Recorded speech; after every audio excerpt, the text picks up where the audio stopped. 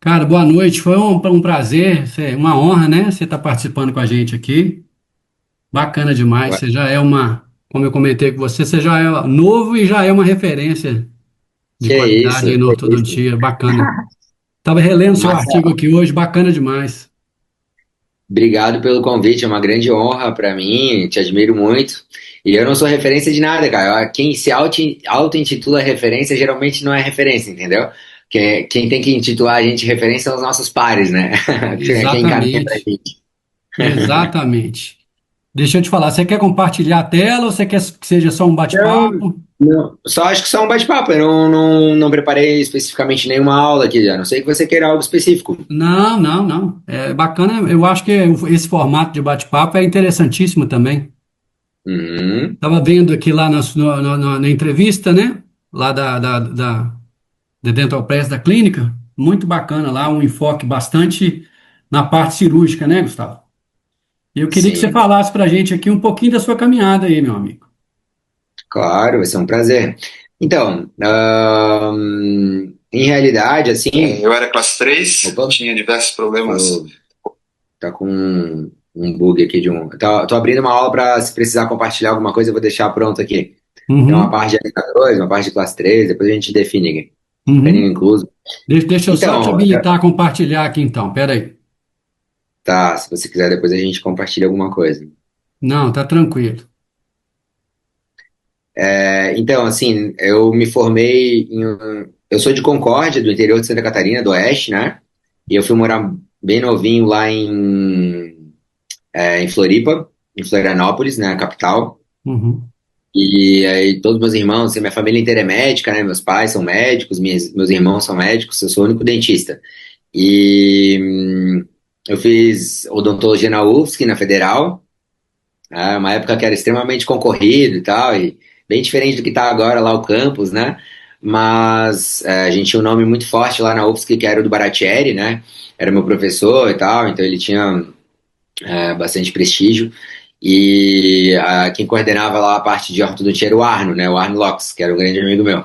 uhum. E aí depois durante a graduação eu me interessei pela ortodontia, mas não tinha muito contato assim com os professores ainda.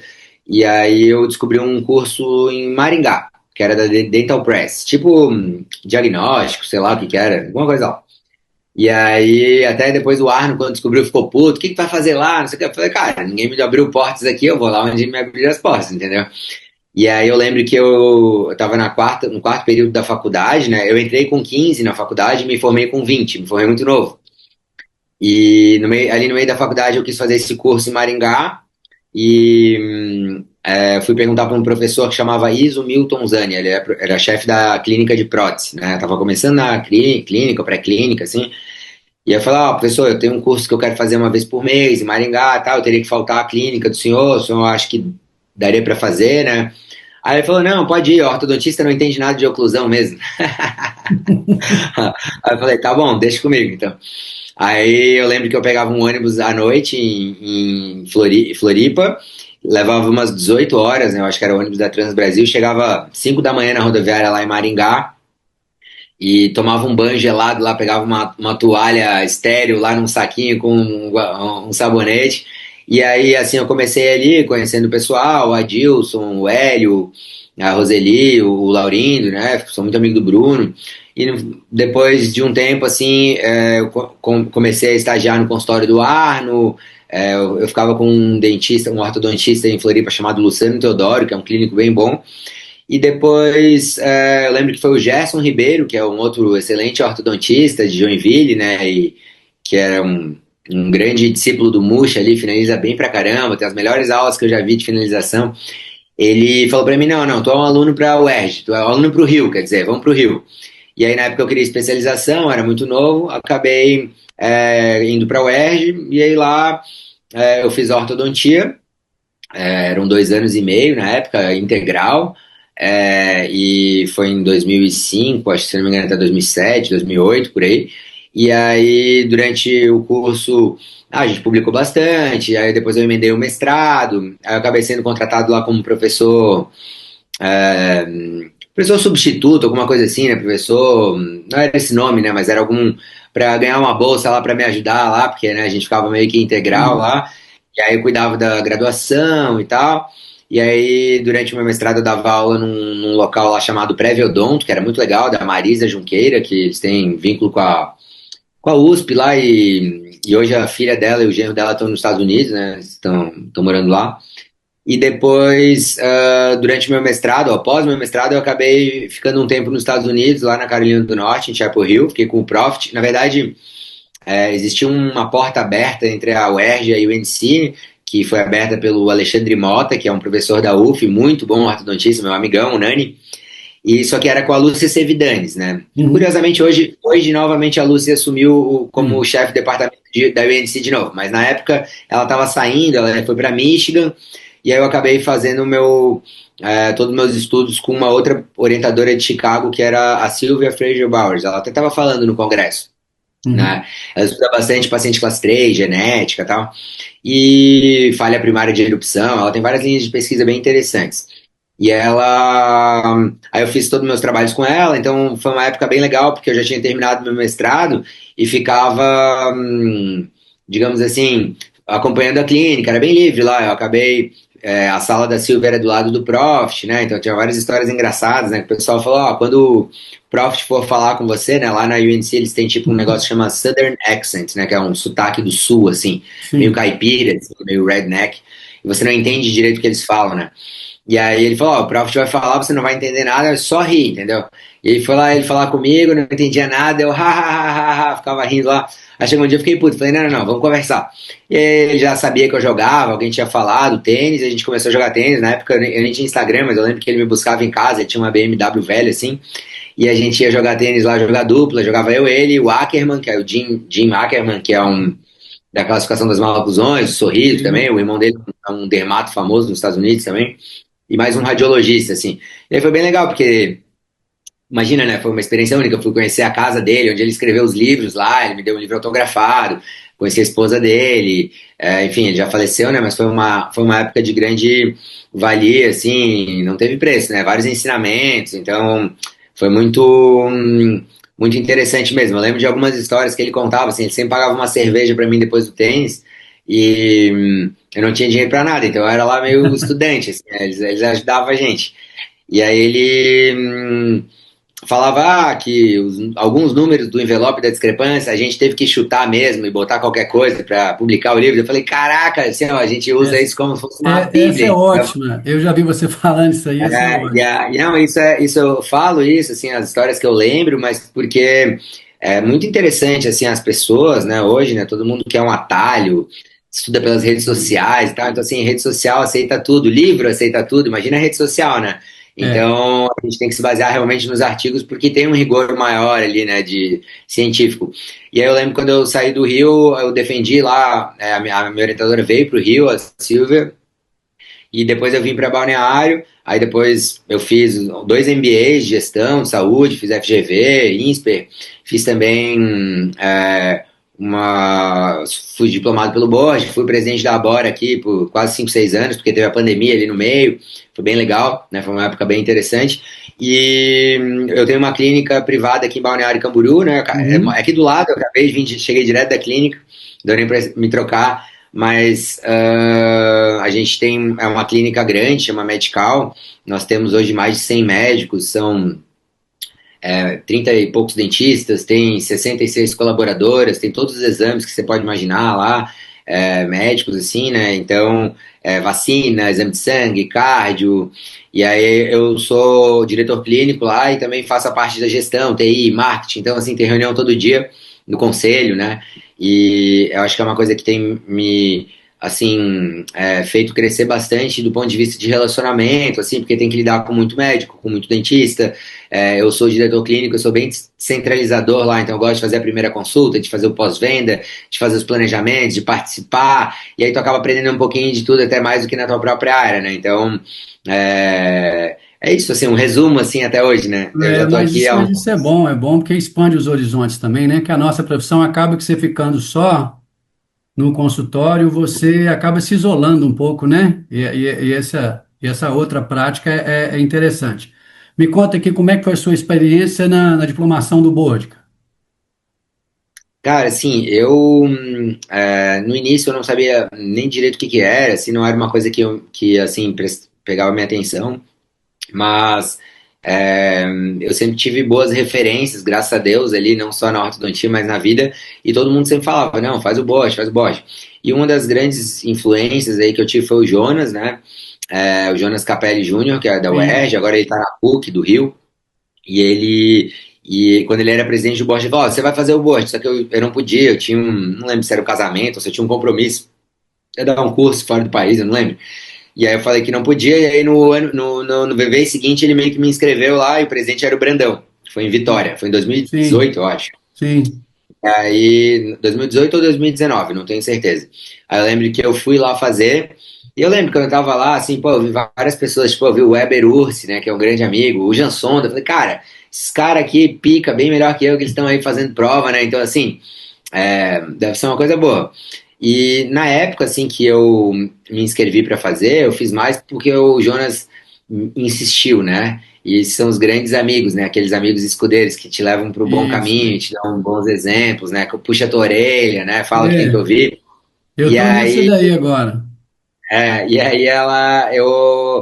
assim, o que que eu acho, assim, do board? Eu achei que foi uma experiência, foi um grande divisor de águas na minha vida, assim, pessoal e profissional, porque, na verdade, o board não é uma prova, bem dizer, assim, é mais um exame de autoavaliação. Então, se faz terapia, é a mesma coisa, assim, na verdade, eu, por exemplo, sou ortodontista, sou virginiano, me considero super organizado, a maioria dos casos que eu queria não dava para usar, ou porque faltava alguma coisa, ou porque não estava bem feita a foto final, sei lá, entendeu?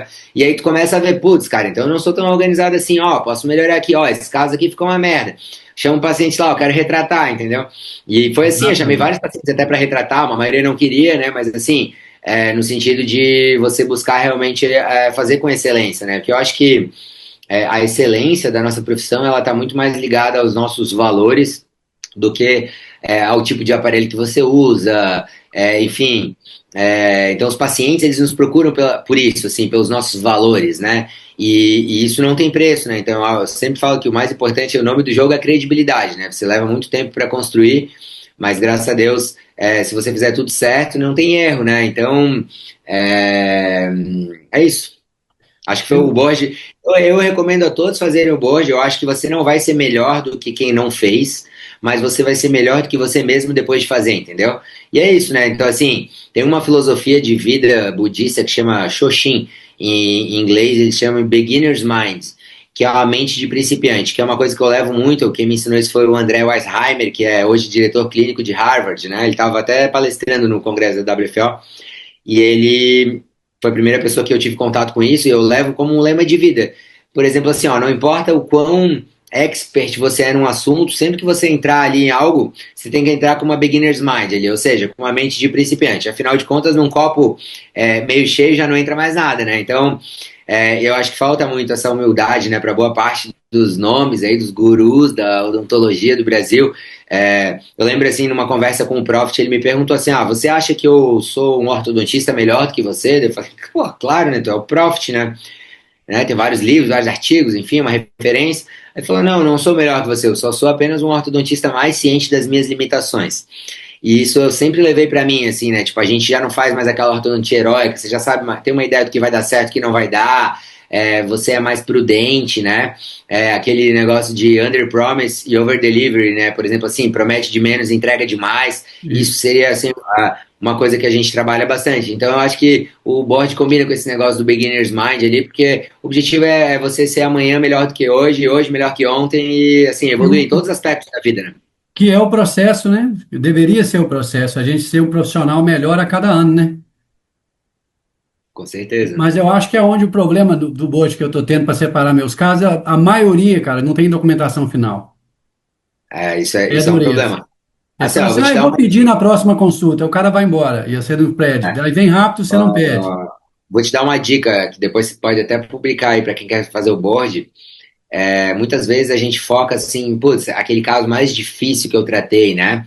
Mas não necessariamente isso é levado tanto em consideração. O que Uhum. importa, assim, tem que fazer o processo inverso. Você tem que pegar os casos onde as suas fotos finais, ou escaneamento final ficaram muito bons. E aí pega esse caso e vai para trás, né? Faz um retroativo. Aí pega o inicial e tal, porque geralmente tem que ter um índice de grau de complexidade lá que é o IGC, né? Sim. E são alguns mais complexos, tem um caso ortocirúrgico, enfim, né? Acho que agora até está mudando isso, mas eu acho que é tranquilo assim de fazer. Na verdade, nem sempre tu tem todas as documentações, mas é uma coisa que agora com o escaneamento, modelo impresso, ficou mais fácil. Antes tinha muito problema com os modelos, né? Eles eram bem rigorosos no tipo de modelo. Na Uhum. época eu fiz era modelo de gesso. Sim. Mas aí a minha certificação, que foi no ano passado, é, que eu até ganhei uma homenagem lá esse ano, foi tudo digital, só manda por e-mail lá, então é bem melhor, assim. É. Então, Eu agora tô sendo. A pressão é o doutor Heloísio doutor Leite de Heloísio, Belo grande doutor Horizonte. Heloísio. Gente finíssima, é isso, né? Acho que as pessoas que nos querem bem, Ele já puxa minha elas orelha há muito tempo. Não, você tem que fazer o que você merece. Ele fala assim. eles te empurram pra cima, né? Eles tentam Isso aí. se tornar uma pessoa melhor. Bacana. Mas me conta aqui um outro tópico para a gente abordar. Como é que Diga. fica hoje a ortodontia fixa no seu dia a dia clínico? Eu sei que você trabalha com alinhadores, você trabalha com fixo. Como é que é aí a sua proporção de pacientes? Tem muito Cara, paciente com bracket estético? tem. Eu, assim, eu sou apaixonado pela ortodontia fixa, né? Na verdade, eu sou apaixonado pela ortodontia de qualidade, né? E, obviamente, é muito mais fácil realizar uma ortodontia de qualidade com aparelho fixo. A maioria dos meus pacientes são de aparelho fixo, sim, a maioria disparado, né? Eu tive uma fase lá em 2000 e... Vamos colocar ali, sei lá, 2009, 2011 ali, que eu tava bem no comecinho da Invisalign, com E troféu e você tal. fez seu credenciamento quando, Gustavo? Eu fiz meu credenciamento, se não me engano, foi em BH, acho que foi 2007 ou 2008, alguma coisa assim. Então já tem bastante Mas, tempo. mas eu ia sempre em todos os eventos, eu gostava bastante. A gente foi para Dubai, num summit lá bem legal, assim, e lá que a gente se inscreveu para pegar o Aitero, e só viriam 10 máquinas para o Brasil, daí eu me inscrevi, todo mundo falou, tu é louco, tal, Balneário Camboriú, tem ninguém lá. Eu falei, não. E foi legal que eu surfei uma onda ali que era um oceano azul, né? Muito embora, assim, também me incomoda um pouco essa questão de colocar as máquinas e as tecnologias na frente do profissional, né? Então, até vi um post de um cirurgião plástico amigo meu esses dias falando assim, cara, parem de procurar o profissional pelo laser que ele tem, né, cara? E sim, procurem pela sua formação, pelos seus valores, pela sua ética, pelos seus resultados, né? É o resultado que importa, né? E aí, perdi minha linha de raciocínio, que eu tava falando, Marcelo. Eu estava falando É, sobre que você ainda prefere a orto fixa, que na maioria das vezes você ainda isso. trata A com maioria dos aparelho meus fixo. pacientes. O que eu achei legal do Invisalign, assim, foi porque, por exemplo, assim, a ortodontia fixa, eu sempre cobrei bem, né? Eu sempre tive um perfil de cobrar bem caro, assim. Eu sou o mais caro da minha cidade, vezes 10 assim, do segundo. E eu nunca me baseei preço por ninguém, assim. Eu sempre coloquei o meu preço baseado naquilo que eu acho que eu entrego e vendo bem, gasto muita saliva e tempo, dou um atendimento diferenciado, assim, né? Então eu tenho duas ortodontistas que trabalham lá na clínica, mas meus pacientes só eu atendo, eu moldo, eu fotografo, eu escaneio, eu documento, eu converso, você tem meu WhatsApp, atende fora de hora, atende se chegar atrasado. Eu dou um atendimento padrão A ali, porque os pacientes são muito exigentes e também eu cobro por isso. No entanto, eu sei que essa não é a realidade de todo mundo, né? Então eu não julgo ninguém, nem pelo se faz alinhador, se faz fixo. Cara, o importante é tu fazer um tratamento de qualidade, num tempo razoável ali, mudar para melhor a vida das pessoas, né? Eu faço muito mais aparelho fixo porque eu me sinto mais confortável, foi toda a minha formação, meu treinamento, não depende tanto do paciente, é mais rápido, né? Então, esse marketing dos alinhadores que é mais rápido é mentira, né? Mas Eu você tocou até. num ponto aí muito importante, Gustavo, que o paciente, às vezes, por exemplo, é o problema que eu tenho com a questão dos alinhadores, que às vezes as pessoas da empresa falam assim, ah, mas é porque você já é um profissional high ticket. Então, a venda do alinhador para você talvez não seja tão importante do ponto de vista financeiro. Então, a gente entende que a turma entra porque é uma oportunidade para se cobrar a mais também, né? Para o cara sair da Ah, faixa de mercado dele. sim, tudo tem seu lado bom e seu lado ruim, né? Assim, ó, hate the game, don't hate the player, né? Tipo assim, eu entendo os